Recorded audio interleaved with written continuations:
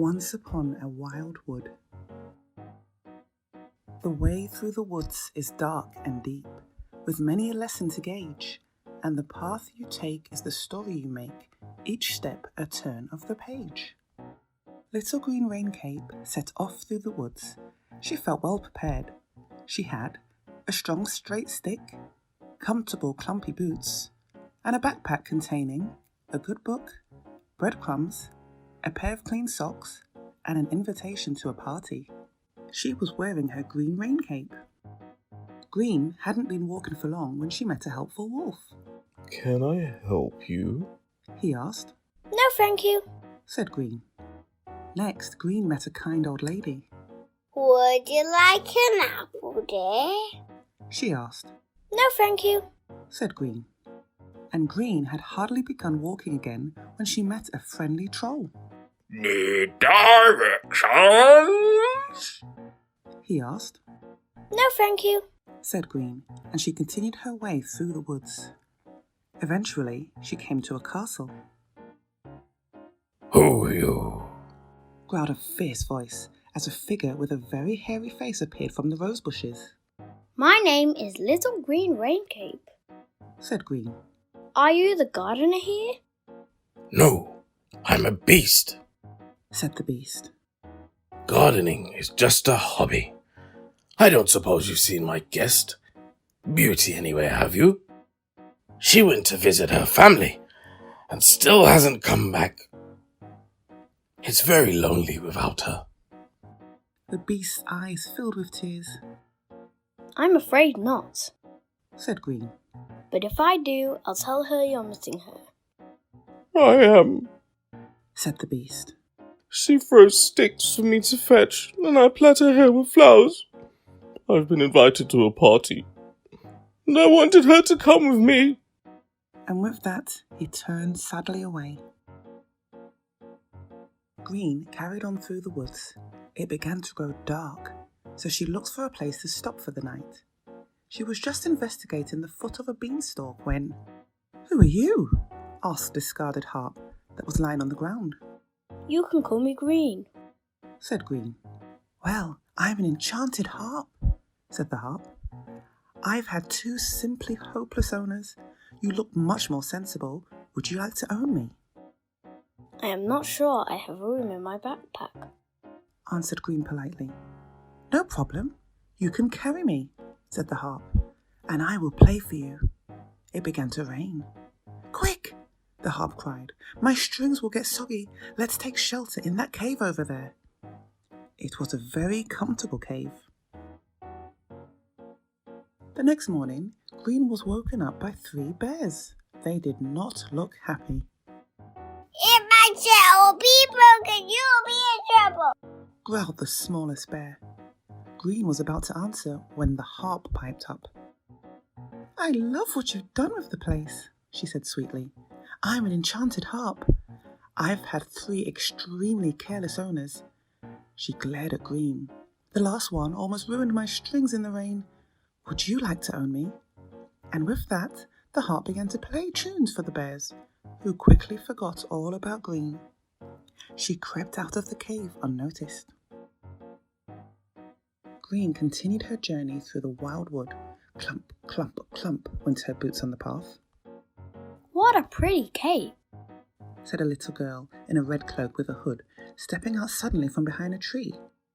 "But mine's prettier. I want clumpy boots, but mine are more comfortable. My grandma gave them to me. I was just telling a nice wolf all about her." "Are you sure that was wise?" asked Green. "I can't see why not," said the little girl, skipping off. Green shook her head, sat down on a tree stump and took off her boots and socks. "Aching feet?" asked a voice from a tree branch overhead. "I've got an ointment for that.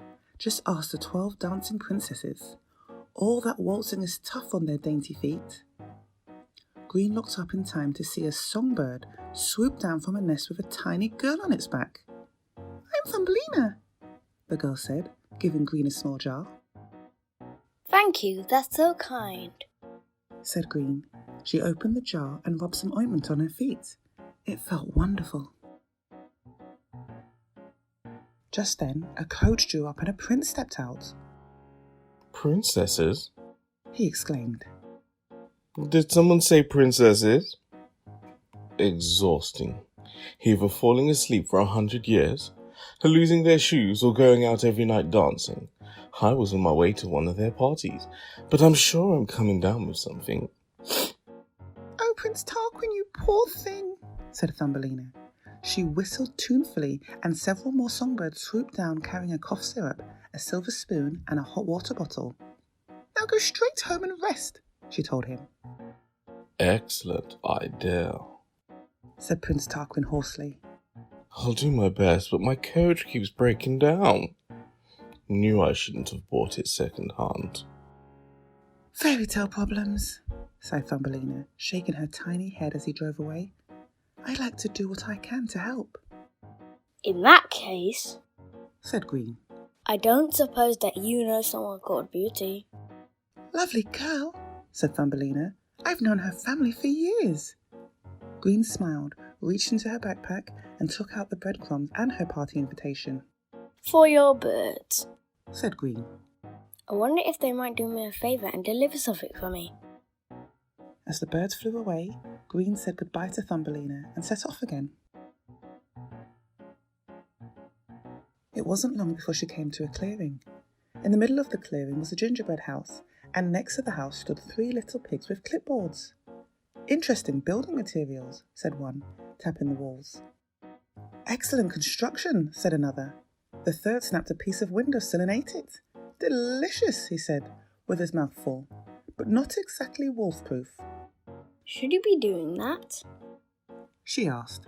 Probably not, said the third pig. But then, you probably shouldn't be standing on that mat. Green looked down. She was stuck fast to a toffee doormat. Just then, the door of the gingerbread house opened. Run for it, squealed the 3 little pigs. The witch was very short-sighted. Perfect, she said, plucking Green from the toffee mat. She carried her inside and put her into a large pot. I need to boil greens to go my roast dinner. We're not your dinner, said the 7 dwarfs from a roasting tray. That's what you think, cackled the witch, and she went to get some water to put in the pot. While the witch's back was turned, Green jumped out of the pot and tiptoed over the roasting tray. She untied the dwarfs. They picked up cake forks and made their escape. Crumbs, shouted the witch. Thanks for rescuing us, said the first dwarf to Green. Things got a bit sticky back there, shouted the second. They still are, said the third, as he scraped the last of the toffee from Green's boots and handed them back to her. We're going to a party at Rapunzel's place, said the 4th dwarf. Everyone will be there, said the 5th.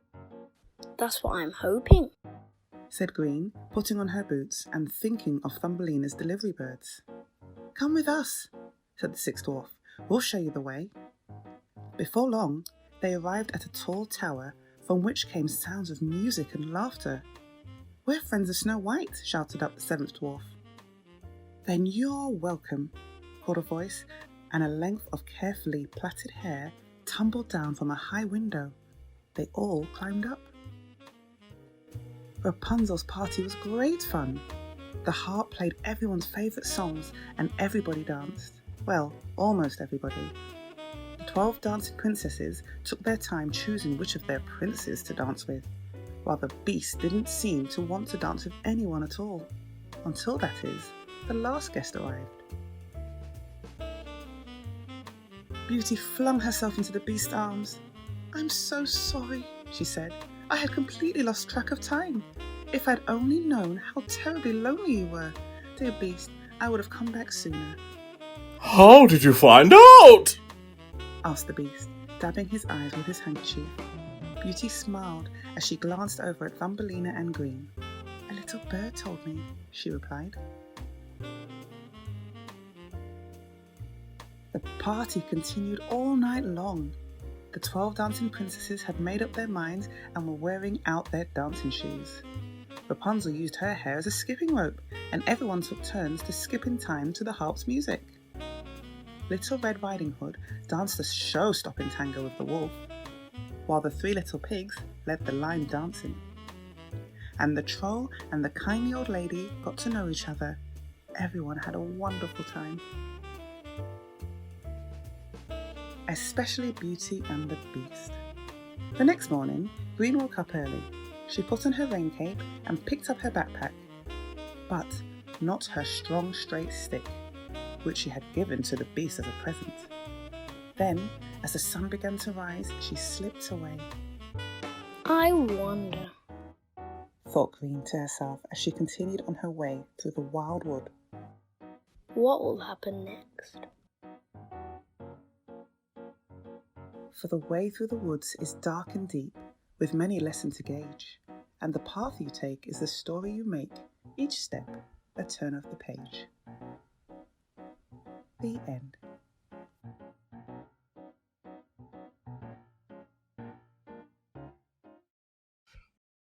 Don't forget to subscribe!